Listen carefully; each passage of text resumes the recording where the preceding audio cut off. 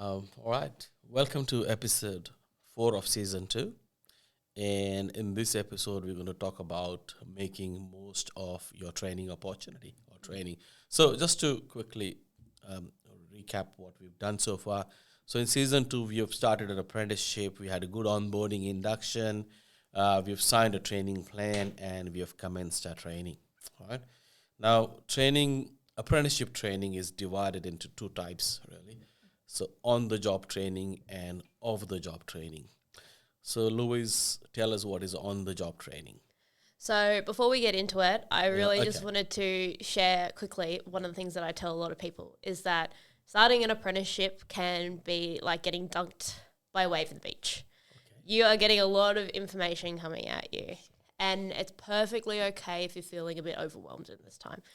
We have talked about some pretty intense things coming up, the contract and all that kind of stuff, and I think, I think we have like 3 or 4 hours of information that we've recorded leading up to this point now. So it's perfectly okay if it's been a lot. It can be a lot. Certainly. A lot of new terminology too. That's it. So I just wanted to preference that before we get into making the most of your training. Because one of the things that you can do to make the most of your training is to not put too much pressure on yourself and just really enjoy the ride. So we've got on the job and off the job training. So on the job training is what you're learning while you're at work. So you should be employed in a workplace that's following the contract rules, like we talked about in our contract episode. And it's really what you're learning off your peers, your supervisor, even fellow apprentices. So say if you're a first-year apprentice, maybe you might have a third or a fourth year, even a second-year apprentice showing you some things that they've learned that they can pass on to you as well. Then you've got your off-the-job training, which is your TAFE, your RTO training if you're working for if you're going through a private RTO. That's your off-the-job training, which can be a little bit more of your sit-down classroom, but a lot of that training is also practical. Yeah. So if your employer has their own product training, for example, if you are an engine manufacturer or a company or a truck company or even otherwise if you're doing, so they will have some training programs for all apprentices and technicians. They can do, yeah. That could also be the off-the-job training, which is also then adding towards your apprenticeship qualification. That's it. And I think really we want to talk about making the most Perfect. of what's going on. So let's focus on the on-the-job. How can you make most of the on-the-job training? So really just being curious. So curiosity is the best thing you can have. Ask lots of questions. It's overused, but no question's a silly question. Ask why, ask what, ask how did you come to that conclusion, all that kind of stuff. Like I'm talking more like from my experience as a mechanic when you're doing fault finding and diagnostics. But even when you're in the building trades, why are you setting up this frame this way? At the last job we set it up differently. Like what's the difference? Why are you using that tool that way? Why are you using a different tool that, like last time we did this, we used a different tool? That kind of thing, that awareness. And also like, hey, can I have a go at that? I've seen you do it a few times. Can I have a go at that? Whatever it is, try to get as hands-on as you can. Yep. With that, being curious. Another thing is not being afraid to make mistakes. So pretty much your apprenticeship is learning by making mistakes. 100%. That's don't be scared. And I think if you have the proper guidance and follow the procedure. So again, everything is now has a procedure. So if you follow the procedure, understand it, read it, okay? Yeah. Seek some guidance from that's your supervisor. Now, when we say supervisor, it also includes a technician under whom or a tradesperson under whose guidance you're working for the job. Yeah. So on-the-job training is a culmination of, it includes automatically all aspects of safety in everything you do. But there is also aspects of cleanliness, method, and documentation. Yeah, that's it. So people often think on-the-job training is just hands-on, using the tools, machines, etc. No, everything has a big environment of safety which you should always follow, and cleanliness. So I just want to bring it a bit more on the early side of the apprenticeship where you are a first year and often you get to do a lot of cleaning and housekeeping activities, right? Yeah. Now, people often think it's not my job. Well, hey, look at the training plan. the very first two competencies are that. Yeah, right? safety and environmental. Correct. And a big part of safety is housekeeping. Certainly. Yeah, so I think it's really important to remember, like often cleaning, it may seem like just cleaning, but a lot of the cleaning, so you might be getting more of the cleaning tasks. And if there is a point where it does become excessive, and it can be, when we're going back to that training contract, it can be a breach of the training contract, say if you're doing it 90% of the time and only working on a job 10% of the time. But with cleaning, it comes in your workshop awareness. Even I heard when I was an apprentice, someone said, when you're greasing a whole truck, you're not just greasing the truck, you're becoming familiar with what's around you. You're greasing this component, what does this component do? It comes in a lot of awareness as well. Yeah, it's a soft introduction to the equipment. Not just one, maybe different types, and then slowly you can see the relative difference between them. And that's also one of the things to remember. I think absolute memory is also relative. So sometimes you remember, hey, what's the difference between them two? Then helps you remember both the things. Yeah, that's it. So cleaning is part of it. There is a point of too much cleaning, but cleaning is part of first year apprentice. And then it does become like, if you want to be a clean tradesperson as you go along, because when you are working on your own, you want to have those clean habits, because otherwise you're going to end up with a big mess to clean up afterwards. Certainly, I think, and again, this apprentice cleaning too much, that debate can never end, I think, until the world exists. Yeah. But the only thing I say to the apprentice is that do it well. Do it well, which then shows your supervisor that that person is efficient. And then maybe I should not give so much cleaning to this person. Is capable of more than that. That's it. And the more efficiently you do it, the less actual cleaning there is to do, so more time you can spend on the job. Certainly, yes. I remember one of my experiences, it was a kind of a job that I had before I started my formal apprenticeship. And I would come in on a Saturday, and there was a full-time apprentice there. And what I would do was I would move everything out that was like stored underneath the bench, sweep under the bench, and put everything back. And one of the the higher up guys saw me doing that, and they're like, "Oh, why are you doing that?" I'm like, "Because there's dirt behind here. It doesn't look like anyone's cleaned behind here like all week." And there was a full-time apprentice there, and he actually started kept getting cleaning jobs while I was there, because he hadn't kind of graduated that. Yeah, sure. And I was there one day a week, and they were like, "Oh yeah, come, we're going to teach you how to troubleshoot," because they saw that I was fulfilling all my tasks properly. Yep. And I think again, there are a lot of schools in this, and the old school says you learn to clean first and then you learn. It's also then how much mess you should not make. So if you have to clean it before and after, then you're more careful on using the drip trays to capture the oil, or not putting stuff on the ground and stuff like that. So it's a nice entry into the trade, if I may say, but it's not irrelevant. As I said, it's part of the competency. And so is communication. So that is a unit called communicate effectively in the workplace. Yeah. It's important because, and it's not just verbal, it's also written. It's also, in other ways. Okay, it's updating the system. Yeah. So all that, and then when you said, everyone hates paperwork, but it's part of the job. You can't get away from it. It might not be your favorite part of the job, but it's still part of it. It's still part of the job. And in other words, I think I would say you, as a tradesperson, are eventually liable for the work you do. That's it. It can become a legal document. It is. If something does happen. So the sooner you learn the nuances of it, the nitty-gritty of it, the more effectively, efficient, and accurately you can do that. Yeah. And nowadays, we might get back to the actual, making the most of the on-the-job training. Yes. So one thing that you got all of us to do as apprentices is keep an apprentice diary. Yes. Yeah. And that's something that I do encourage a lot of people to do. Yes. Yeah. Because repetition is one thing that kind of keeps things on board. And I think there's a stat somewhere where you need to see something 7 times before you consciously remember it. And for me, I always encourage people to say, the fact is that you're getting a lot of information chucked at you. You might forget some of it, and that's okay. But you do your best you can to help support yourself remember.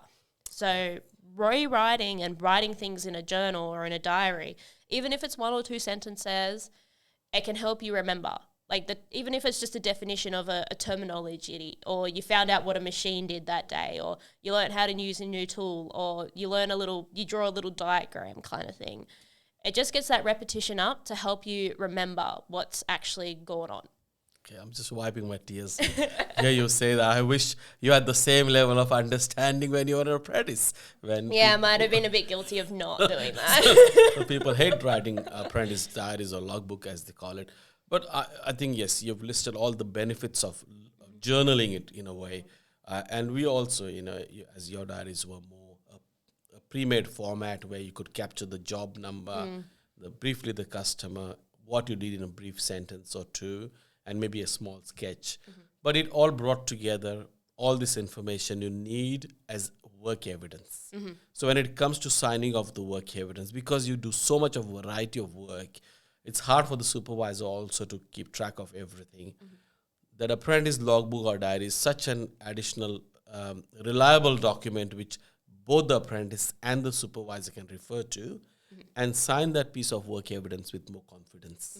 That's the important. But again, as you said, it's important to do that because you remember that well. It's your own little personal log of what did I do. And I often said, if you're a technician, it helps you to identify a pattern. Because you've maybe replaced the same seal on that a few times. Because you've made a log of that, you remember, I think this truck has come 3 times. And that's what makes you a better tradesperson. So certainly apprentice diary, good one to make it effective. Now let's talk about the off-the-job training. Yes. So we brought up and we discussed that often we become tradespeople because we don't like sitting in a classroom. Yes. So with the off-the-job training, a lot of it still is practical. So a lot of it still is, learning a bit of the theory behind it, putting it into practice. There's also a practical assessment that's generally done. But yeah, that classroom side of things, sometimes it can be hard to pay attention as someone who's really active. So something that I suggest to a lot of apprentices, and even that I do to this day when I get put into training, is bring a fidget spinner. Bring something to fidget with, a stress ball, that kind of thing. Something that does keep you a bit more occupied and likely to keep paying attention. If you know that about yourself, then there's no shame in doing that. I agree with that. And I think ultimately you know how you learn well. And staying awake in that classroom is very important. And as an apprentice, I've been guilty of sleeping in a class or two. But that's because you feel so stimulated in a work environment because you're doing things, you're seeing there's a variety. Going back to class maybe brings back memories of school, and not everyone likes school. Yeah. And hence you tend to subconsciously slip into that mode. But we can make it work for you. Like the fidget spinner is a good idea. And I remember when I used to organize onboarding programs, I used to have Play-Doh and toys on the table, even jigsaw puzzles to keep people engaged and also pay attention. But then there are other things nowadays. I like to do a lot of mind mapping. So my go-to in classroom sessions, which I go now, I will do mind maps. I will do sketches as I go. Now I use an iPad instead, which is even more better. And what happens is that just doing that extra bit of thing makes me focus on what they're teaching. The best part is that most apprentices are seeing things first and learning about them later. So they should try to constantly correlate. Yeah. And I even say it's a great opportunity to make a good impression. And often syllabuses don't get reviewed that often, but the workplace moves forward very fast. So instead of being a smart ass and saying, hey, that is not there anymore, you can say, hey, that has now evolved into this new piece of equipment which we have in the workplace. Now, without sharing the company secrets, you could say, this has now become this. And the teacher might say, okay, why don't you tell the whole class? Yeah. And then that's your moment where you could, bring out a bit of your teacher capability and make an impression on the teacher. And then that's what makes you get picked for world skills. Yeah, so that's probably something we'll need to do a whole series on, world skills. But even just going back to something else that you can do, teachers usually don't have any issue of you standing up in the back of class if you do need to stretch your legs, move around kind of thing, if you are getting a bit fidgety. There was something else I was going to say. But you can ask as many questions as you want to the teacher. And generally teachers, if they don't know, they will find out and then get back to you, say, after a break and that kind of thing. And one thing I really wanted to point out as well is the network that you create in your class. as apprentices, everyone might be working on different equipment. So yeah, listen to your peers. They might have different experience on brakes, or might have more experience on brakes. You've got more experience on engines. You just can learn off each other. Now, that brings me to and I'm glad you brought this up. There are a few models of the job training, right? What we are possibly talking about now is the classroom-based model where apprentices might go to a RTO or a college, a TAFE college, for example, 1 day a week, 1 day every week, or it could be 1 week in every few weeks. Yeah. Okay, so that's called, so 1 day a week is a week release, and the other one is a block release where 4 weeks at the workplace, fifth week is at the college. Yeah, generally speaking, yeah. Correct. And sometimes the RTO representative might come into your workplace and teach a group of apprentices. Yeah.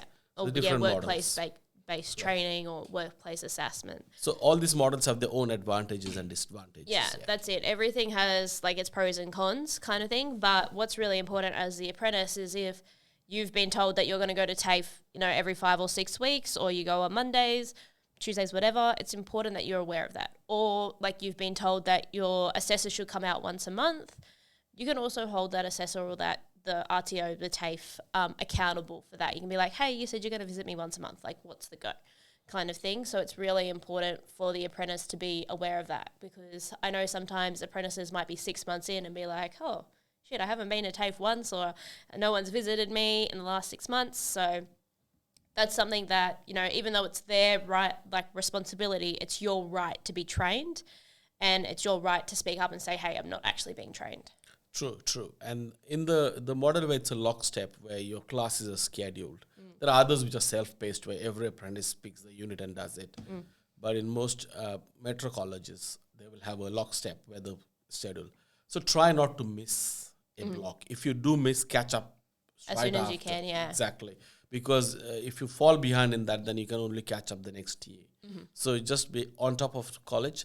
Now, whether on the job or off the job, I think read a lot. If you could pre-read before a topics, for example, you're going to go to college and learn service braking systems. And if you don't reading, there's this thing called YouTube. Yes, I was going to come to that. So your generation is blessed with so many things which you can use. You can have an audio podcast going, you can have a video going, YouTube it, learn it, not to outsmart the teacher there, but to enhance and prepare yourself.